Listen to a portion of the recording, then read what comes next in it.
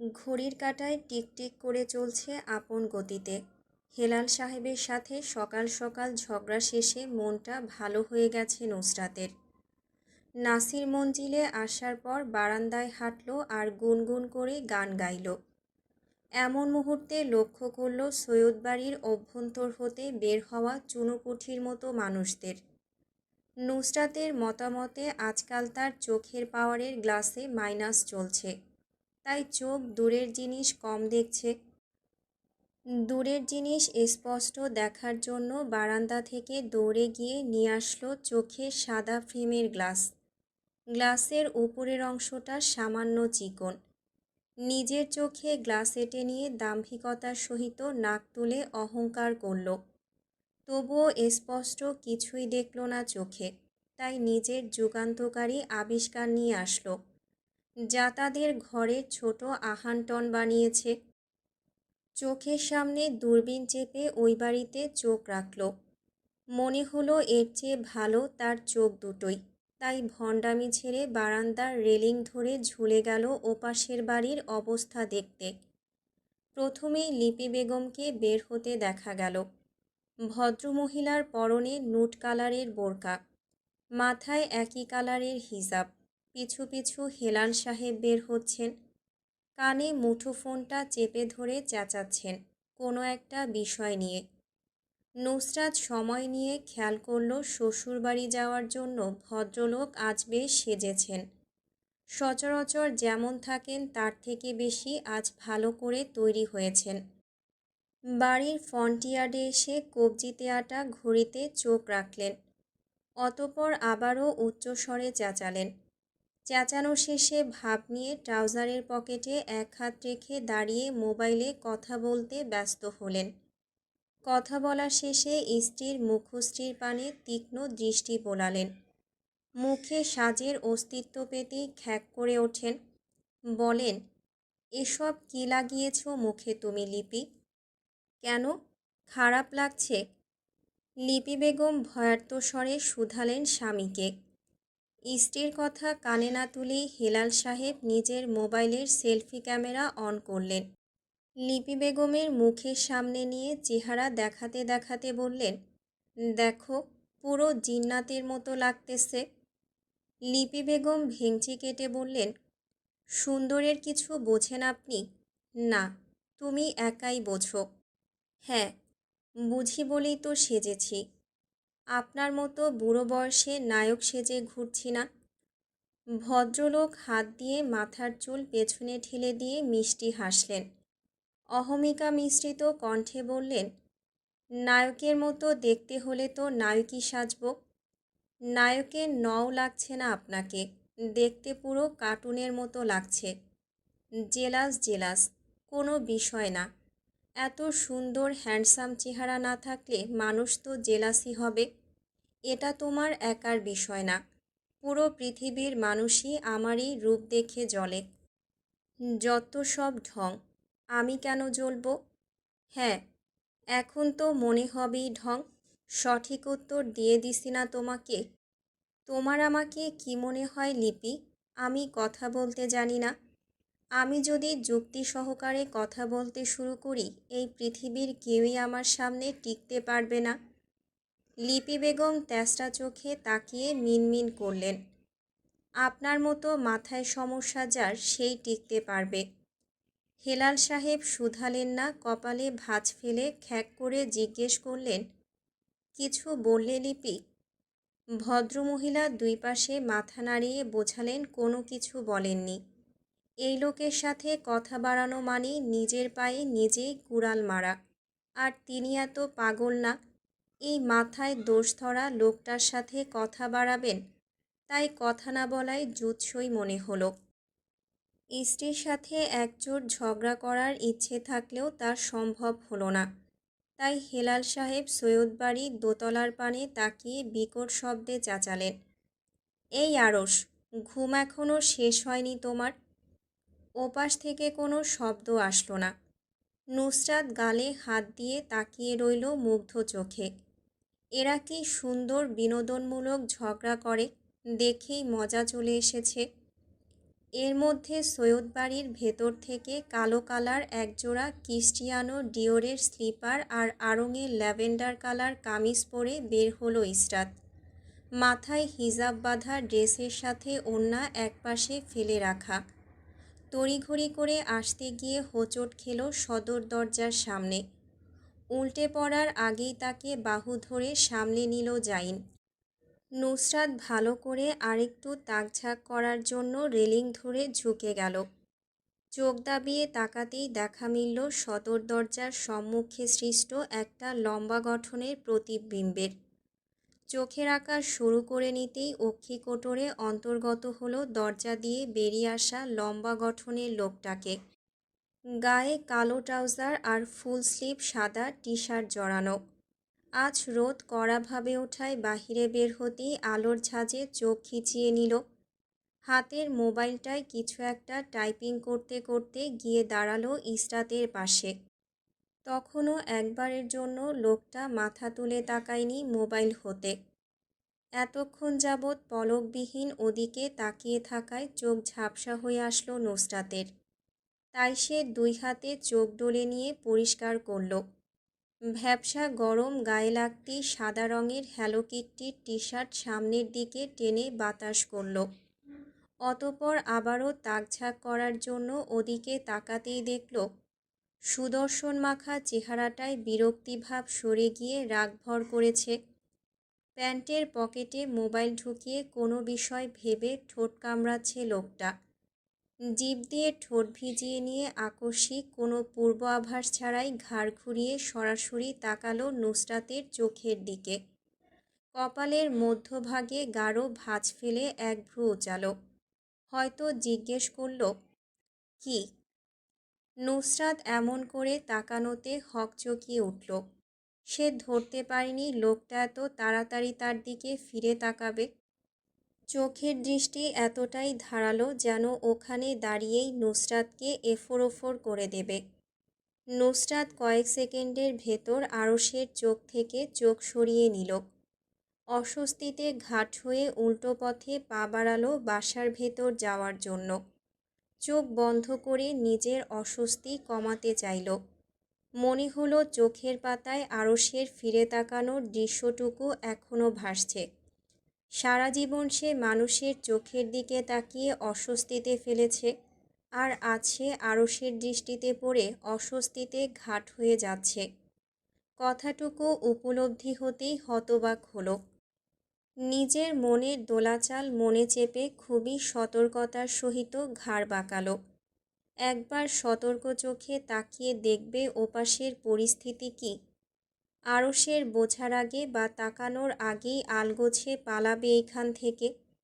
এই চিন্তা মস্তিষ্কে নিয়ে পেছনের দিকে ঘুরল।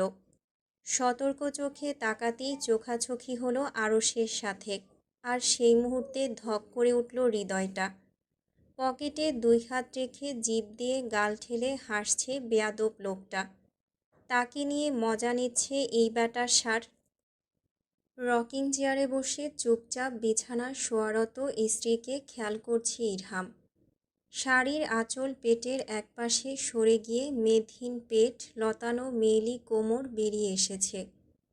ইরহাম চোখ সরিয়ে নিল সেদিক থেকে।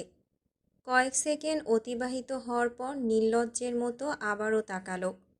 এবার আর পেটের দিকে তাকালো না, মুখটার দিকে তাকালো। গত রাতের থাপ্পড়ের দাগটা বেশ গাঢ়ভাবে পড়েছে মেয়েটার গালে। ইরহাম ঠোঁট চোখা করে ঈষজাতীয় কিছু দুঃখজনক শব্দ উচ্চারণ করল। হাত বাড়িয়ে ছুঁয়ে দিতে চাইল দূরে শুয়ে থাকা মেয়েটার গাল। অত দূরত্বে কি তা সম্ভব হলো? সম্ভব হলো না। ইরহাম বসে রইল চুপচাপ।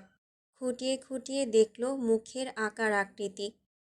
গুটিয়ে শুয়ে থাকা সুরভিকে দেখতে দেখতে চোখের পাতায় ভাসল ছোট্ট সুরভির মুখ।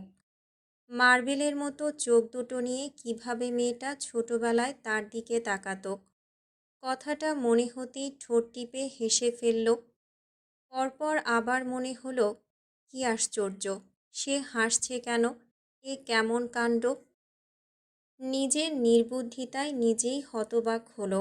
মাথা এলিয়ে রকিং চেয়ারে শুয়ে পড়ল। গা ছেড়ে দিয়ে দুলতে লাগলো ধীরে ধীরে। সারা জীবন চিল করতে থাকা মেয়েদের সাথে ফ্লার্টিং করতে থাকা সুরভির ভাষায় দুশ্চরিত্র মেয়েবাজ ছেলেটার চেহারায় দুশ্চিন্তা খেলা করল। কিছু একটা ভেবে উঠে দাঁড়ালো রুম থেকে বের হওয়ার জন্য। দরজার সামনে গিয়ে ছিটকিনি খুলতে নিয়ে দাঁড়িয়ে পড়ল অজানা অস্বস্তিতে। দরজা খুলল না। উল্টো ঘুরে এসে সুরভির নিকট শব্দহীন দাঁড়ালো। হাত বাড়িয়ে শাড়ির আঁচল টেনে ঠিক করে দিয়ে হাতে পায়ের এমনকি মুখের বাঁধন খুলে দিল। অতঃপর দীর্ঘশ্বাস ফেলে বের হয়ে গেল রুমের বাহিরে। বাড়ির বাহিরে বের হতেই দেখা মিলল নুসরাতের সাথে। অস্বাভাবিক চোখে নুসরাত ইরহামের দিকে তাকিয়ে থাকলো কয়েক পলক। কপাল কুঞ্চিত করে নাকের ডগা টিস্যুর মধ্যে মুছে নিয়ে শ্বাস ফেলল শয়তান মেয়েটা। ইরহাম হঠাৎ কি একটা কারণে তরতরিয়ে রেগে গেল। এতে বিশেষ পাত্তা দিল না নুসরাত। নির্বিকার চিত্তে দাঁড়িয়ে থেকে আবার শব্দ করে নাক টানল, নাক মুছল টিস্যুতে। নুসরাতের ইত্রামিতে ধ্যান না দিয়ে আদেশ দিল, কিছু খাইতে দে, গতকাল থেকে না খেয়ে আছি। নুসরাত গলে পড়ল। হাতের টিস্যু ফেলে দিয়ে হাতের তালুতে নাক মুছে নিয়ে হাসল। বলল, এক্ষুনি নিয়ে আসছি খাবার। ইরহাম হুঁশিয়ারি দিয়ে বলল, হাত আগে পরিষ্কার করে নিস খাচ্চন্নি। নুসরাত মাথা দোলালো, পা বাড়ালো কিচেনের দিকে। সে বিশেষ কিছু রান্না জানে না। আজ নাজমিন বেগমেরও দেখা নেই, তার বাপেরও দেখা নেই। স্বামী স্ত্রী দুজনেই ঘাঁটি গেড়েছেন ঘরের ভেতর। বন্ধ দরজার পানে একবার তাকিয়ে বুঝে নিল, এখনও গতরাতের ট্রমা থেকে বের হতে পারেনি কেউই। সবাই তো তার মতো শক্তিশালী উইমেন না, যে সব কিছু সংবরণ করে পরের দিন একদম স্বাভাবিক আচরণ করবে। ভাব নিয়ে চুল পেছনে উড়িয়ে দিল। অতঃপর নিজেকেই বলল, একটু বেশি নিজের প্রশংসা হয়ে যাচ্ছে নুসরাত, কমিয়ে কর। ঢংবাদ দিয়ে তাড়াহুড়ো হাতে এক কাপ চা গ্যাসে বসালো, অন্যটায় ডিম পোচ করতে দিল। এতটুকুই পারে সে, এর বেশি পারবে না কিছু। যদি খাইতে চায় তো খাক, নইলে না খাক। আরাম করে ক্যাবিনেটের উপর বসল, হাতে ব্রেডের প্যাকেট তার। পরে স্যান্ডউইচ বানাবে ভেবে নিয়েছে তা। ডিম পোচ হতে হতে এক হাতে ব্রেড ছিঁড়ে ছিঁড়ে নিজের মুখে ঢোকালো। ডিম হতে হতে 3খানা ব্রেড খেয়ে নিল একাই সে। এরপর চায়ে চা পাতা দিয়ে স্যান্ডউইচ বানানোর জন্য নেওয়া ব্রেডের পুরো প্যাকেট একাই সাবার করে দিল। ভাবনায় ডুবে থেকে প্যাকেটে হাত ঢোকালো আরেক টুকরো বের করে মুখে ঢোকানোর জন্য। কিছুই মিলল না। অবাক চোখে তাকিয়ে দেখল খালি পড়ে থাকা ব্রেডের প্যাকেটটা। নিজের চোখ, পেট, দাঁত, গলাকে বিশ্বাস করাতে পারল না সে একাই এতটুকু খেয়ে নিয়েছে। লিপি খানের বাড়িতে পৌঁছাতে পৌঁছাতে সকাল 11টা বেজে গেল। জাইনদের নানা বাড়িটা গ্রামের ভেতরের দিকে। ফসলি জমির মাঝখানে ভীষণ শখ করে বিশাল বাড়িটি তুলেছিলেন আরশের নানা। বাড়িটির ছাদে দাঁড়ালে খালি চোখে দূর দূরান্তের জমি দেখা যায়। ঘনবসতি গ্রামটার এপাশে তেমন একটা পরিবার বসবাস করে না। বাড়ির বাঁ পাশে পেছনে বড় বড় দুটো পুকুর আছে। বাঁ পাশের পুকুরটায় মাছের চাষ হয়। জাইনদের গাড়ি যখন মেঠো পথ ধরে এগিয়ে আসছিল, তখন দূর দূরান্তে সব কিছু হাঁ করে দেখছিল ইসরাত। আজ ড্রাইভিং সিটে আরশ বসেছে, ফ্রন্ট সিটে জাইন, ব্যাক সিটে হেলাল সাহেব, লিপি বেগম আর ইসরাত। শ্বশুর শাশুড়ির মাঝখানে আরাম করে খরগোশ ছানার ন্যায় মুখ বানিয়ে বসে। নড়চড়বিহীন বাহিরের দৃশ্য দেখতে ভালোই লাগছে। হেলাল সাহেব হাত তুলে দেখাচ্ছেন জাইনকে, এটা তোমার এর বাড়ি, ওটা তোমার ওর বাড়ি। হঠাৎ হঠাৎ ইসরাতকে বিভিন্ন রাস্তা দেখিয়ে বলছেন, এদিক দিয়ে গেলে ওদিকে যাওয়া যায়, কোন রাস্তা কোন গ্রাম কোন উপজেলার সাথে যুক্ত হয়েছে। ইসরাত চুপচাপ শ্রবণ করছে। তার মাথার 5 হাত উপর দিয়ে যাচ্ছে এই কথাগুলো। তবুও হু হু করে মাথা নাড়াচ্ছে, বোঝাচ্ছে সে বুঝছে। গাড়ি যখন খানবাড়ির সামনে পৌঁছালো তখন হেলাল সাহেব নড়ে চড়ে উঠলেন। ইসরাতের দিকে নিজের বাহু বাড়িয়ে দিয়ে বললেন, দেখ তো সুগন্ধিটা কেমন। এত তীব্র পারফিউমের ঘ্রাণে ইসরাতের নাক ঝাঁঝিয়ে উঠল। হাঁচি চলে আসলো পারফিউমের ঝাঁঝালো গন্ধে। তবুও কোনো রকম চোখ ঝাপটে নিজেকে সামলালো। বলতে চাইল, সব ঢেলে চলে এসেছেন বড় আব্বু, আর পারফিউম আছে তো শিশিতে। বলতে পারল না ভদ্রতার খাতিরে মুখ ফুটে। হাতের ডিওরের মেরুন কালার পার্সে খুঁজল কিছু একটা। হাতানো শেষে খুঁজে পেল না নিজের প্রয়োজন মাফিক জিনিস। হতাশ নিঃশ্বাস ফেলতে যাবে জাইন তার সামনে বাড়িয়ে দিল টিস্যু। গম্ভীর গলায় বলল, নিন। ইসরাত টিস্যু হাতে নিতেই হেলাল সাহেব তীক্ষ্ণ চোখে দেখলেন বড় ছেলেকে। ভাবলেশীন হওয়ার ভান করে সূক্ষ্ম খোঁচা মারলেন ছেলেকে। এত ভক্তি, উহু, মেনে নিতে পারলাম না। একটা প্রবাদ বাক্য আছে, অতিভক্তি চোরের লক্ষণ। সুর টেনে কথা শেষ করলেন ভদ্রলোক। জাইন শ্বাস ফেলে কিছু বলতে নেবে তাকে কেটে দিয়ে ইসরাতের দিকে গদগদ করে তাকালেন হেলাল সাহেব। ছেলের বিরক্তিমাখা চেহারা দেখেও না দেখার ভান করে বললেন, সাবধানে থাকিস, কেন জানি খারাপ অনুভূতি হচ্ছে আমার। আজকাল দুনিয়াটা বাটপারে ভরপুর হয়ে গেছে। ইসরাত মাথা দোলায় শুধু। কিছু বলতে নেবে কানে আসলো শব্দ করে বাজানো হর্নের আওয়াজ। সামনে তাকাতেই দৃষ্টিসীমায় আটকালো লোহার উঁচু গেট। চারিদিকে পাথরের প্রাচীরে ঘেরা একটা বাড়ি। পাঁচিলের উপরে কাচের কাটা টুকরো গেঁথে রাখা।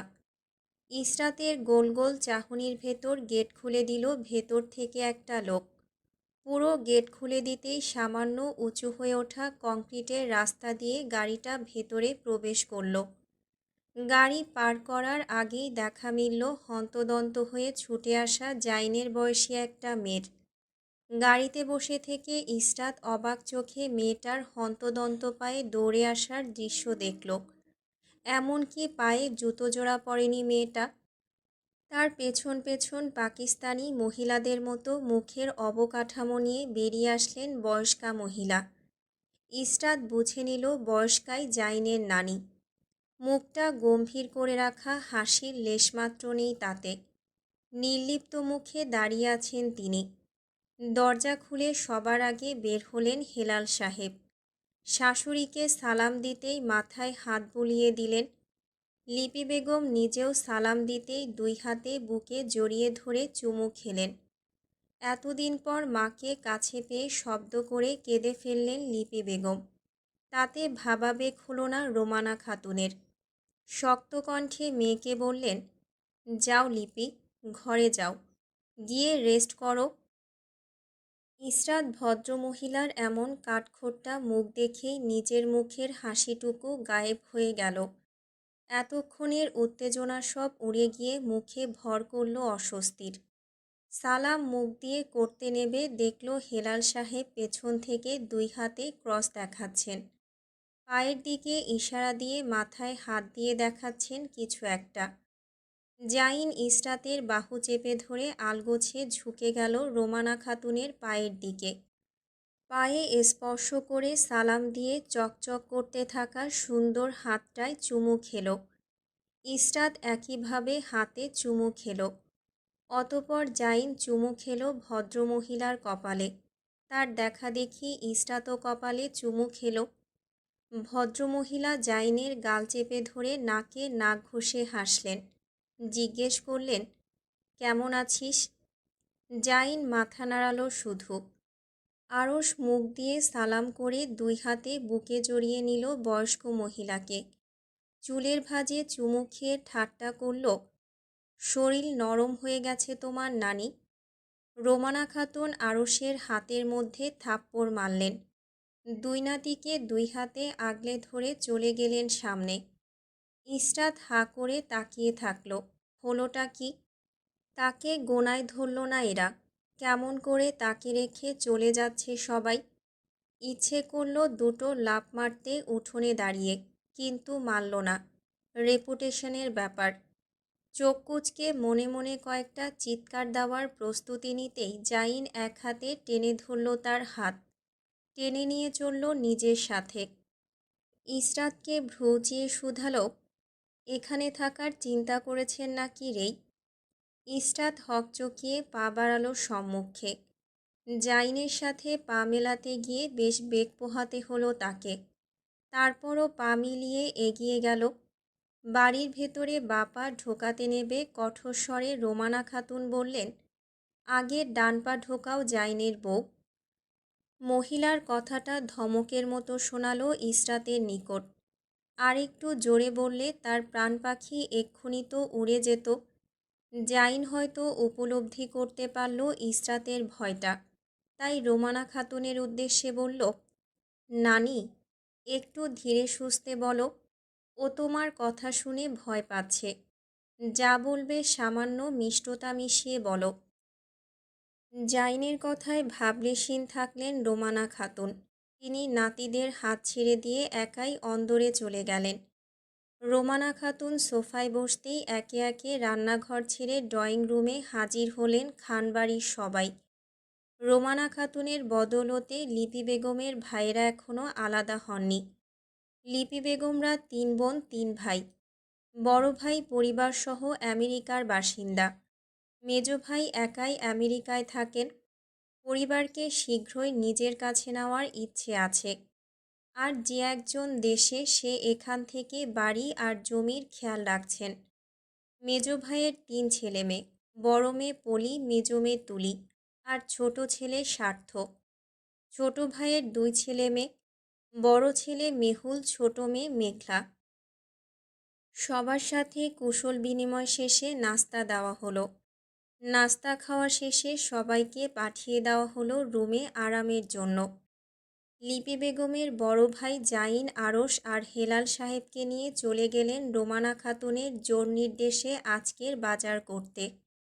জাইনেরা বাজার শেষে ফেরার পরই খাবার খেতে বসলেন সবাই। বয়স্কার 2 পাশে চেয়ার জুড়ে বসে আছে আরশ আর জাইন। গরুর মাংসের বাটি আরশের দিকে ঠেলে দিয়ে শুধালেন, বিয়ে শাদির কোনো ইচ্ছে আছে তোমার? বয়স তো অনেক হলো। আরশ চোখ তুলে তাকালো অদ্ভুত ভঙ্গিতে। কোনো কথা বলল না। রোমানা খাতুন নাতিকে আর না ঘাটিয়ে খাবার খাওয়ারত সবার দিকে তাকালেন। খাবার খাওয়া ইসরাতের কানে বোমা হামলার ন্যায় বিস্ফোরণ ঘটালেন। আজকের রাতের রান্না জাইনের বউ করবে। জাইন ভ্রু চালো সামান্য। তীক্ষ্ণ স্বরে জিজ্ঞেস করল, মজা করছো তুমি? রোমানা খাতুন মাথা দোলালেন উপর নিচ, অতপর আবার ডানে বায়ে। ঠিক বোঝা গেল না হা নাকি না বললেন। ভদ্রমহিলার মুখভঙ্গি দেখে ইসরাত যতটা ঠাউর করতে পারল, কোনো মজা করেননি উনি। তাই আগে ভাগে গণনা শুরু করল এই পুরো পরিবারে মানুষ কতজন। গণনা শেষে সংখ্যা দাঁড়ালো 9 জন। ওরা আরও 5 জন। সব মিলে হয় 13 জন। মেয়েটার শুভ্র চেহারাটা ফ্যাকাশে বর্ণের হয়ে গেল নিমিষেই।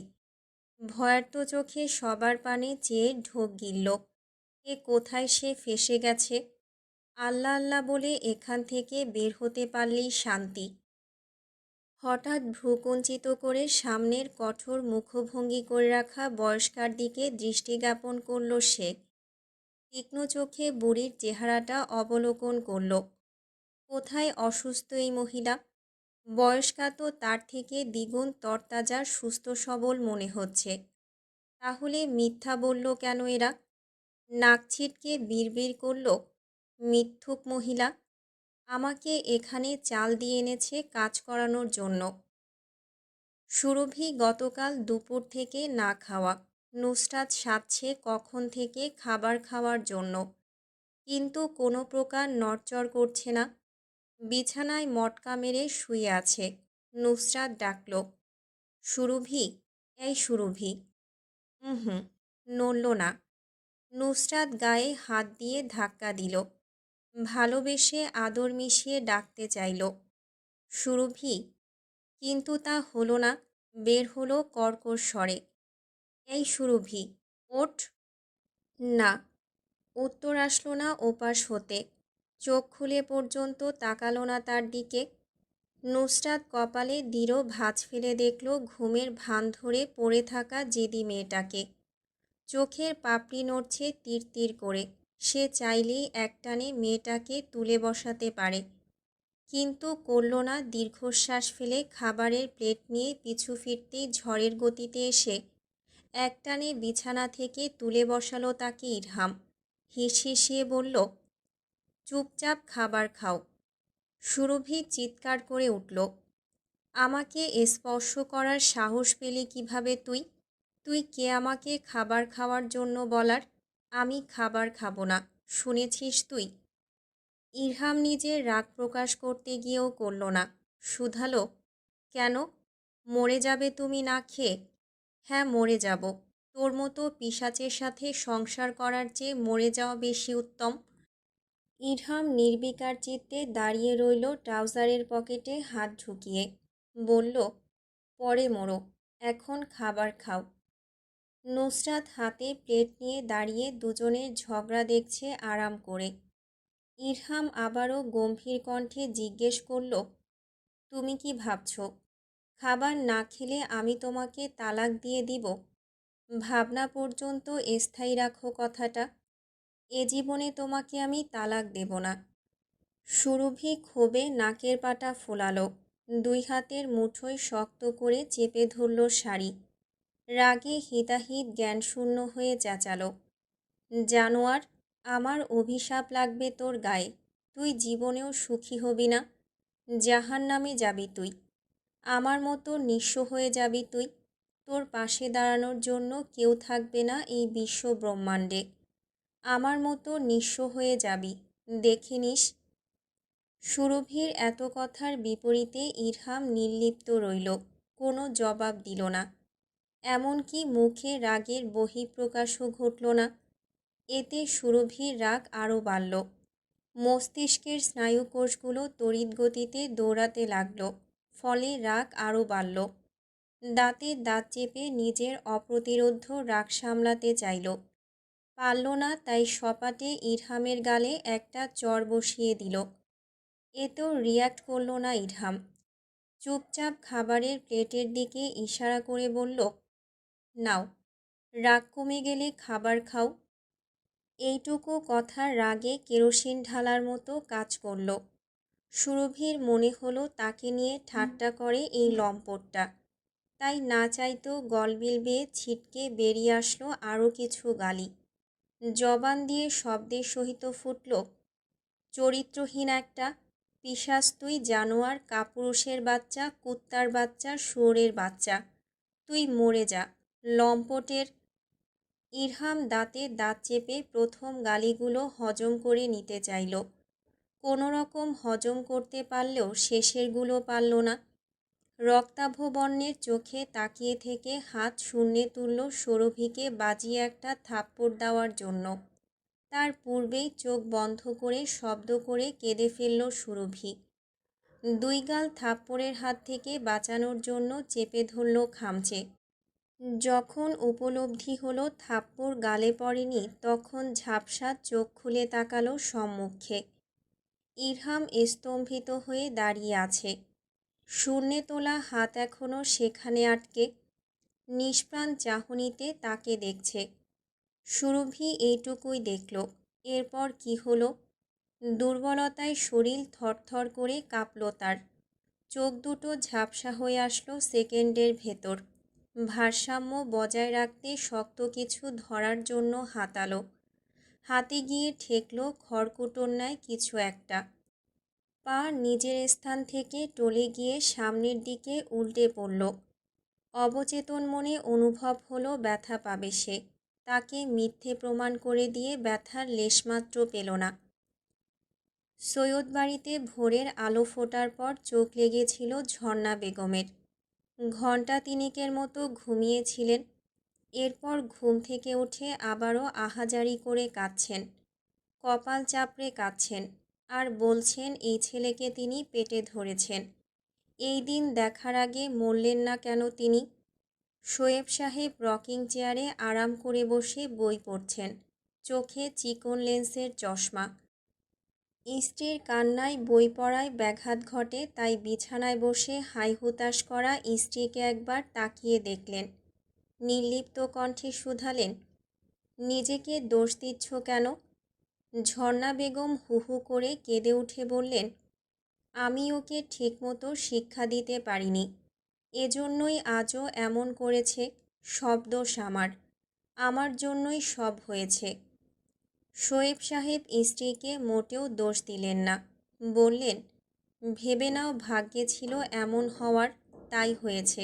যাও, কিছু খেয়ে নাও, না হলে শরীর খারাপ করবে। গতকাল থেকে না খাওয়া তুমি।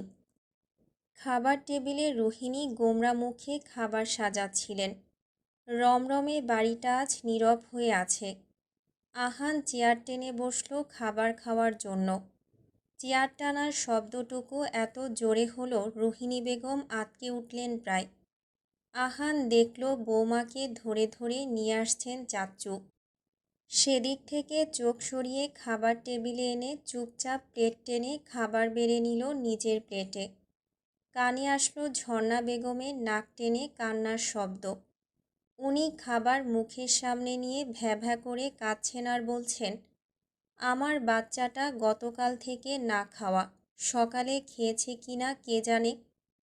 আহান বিড়বিড় করল, গতকাল রাতে যতটা মার খেয়েছে ভাই, তাতে আগামী 2 দিন কিছু না খেলেও পেট ভরা থাকবে।